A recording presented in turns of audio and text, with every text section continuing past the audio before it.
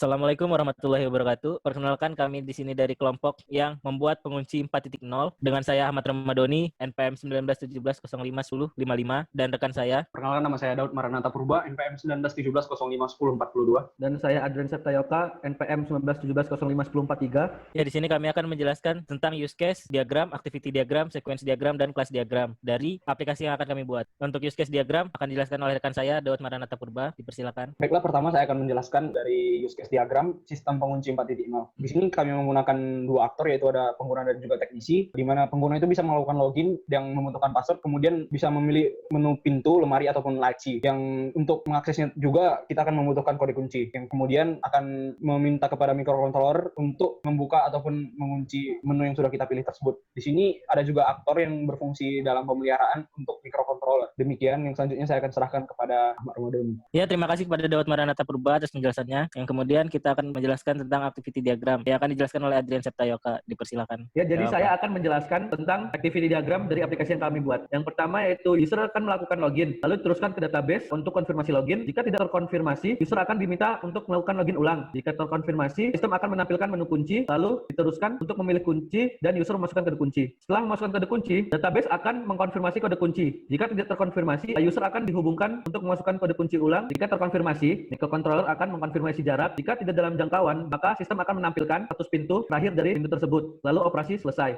Jika konfirmasi jarak dalam jangkauan, database akan menerima konfirmasi jarak, lalu sistem akan menampilkan status kunci. Lalu user akan memilih buka atau kunci pintu. Lalu setelah itu, microcontroller akan membuka atau mengunci pintu. Setelah itu, database akan mengubah status pintu, membuka atau mengunci. Setelah itu, sistem menampilkan status pintu terakhir dari yang diubah. Lalu operasi selesai. Sekian dari saya. Terima kasih. Saya kembalikan kepada saudara Ramadan. Ya, terima kasih kepada Adrian. Untuk selanjutnya, kami akan menjelaskan tentang sequence diagram yang akan dijelaskan oleh saya sendiri. Di sequence diagram ini, kami memiliki 4 lifeline. Yang lifeline pertama itu user, lifeline kedua sistem, lifeline ketiga database, dan lifeline keempat microcontroller. Yang pertama, user melakukan login menuju sistem. Kemudian sistem akan memvalidasi login ke database, di mana database akan mencek data user. Apabila data user tersedia atau terkonfirmasi, maka akan dikembalikan ke sistem untuk sistem tampilkan menu kuncinya. Kemudian user akan memilih kunci, kemudian sistem akan meminta kode kunci tersebut. Ketika user memasukkan kode kunci, sistem akan memvalidasi kode kunci tersebut ke database, yang kemudian database akan memeriksa apakah kode kunci tersedia atau tidak. Ketika terkonfirmasi, maka database akan mengembalikannya ke sistem. Kemudian sistem akan mencek status pintu, apakah terbuka atau tertutup. Yang kemudian database akan mengkonfirmasi status pintu, apakah terbuka atau terkunci kepada microcontroller. Kemudian microcontroller mengkonfirmasi jarak menggunakan proximity sensor. Apabila terkonfirmasi jaraknya, dikembalikan ke database, yang kemudian database kembalikan ke sistem untuk menampilkan status kunci yang tersedia. Dari status kunci tersebut, user dapat memilih membuka atau mengunci. Yang kemudian sistem akan melakukan request ke microcontroller. Kemudian microcontroller dapat membuka atau mengunci. Setelah microcontroller melakukan membuka atau mengunci, microcontroller dapat mengubah status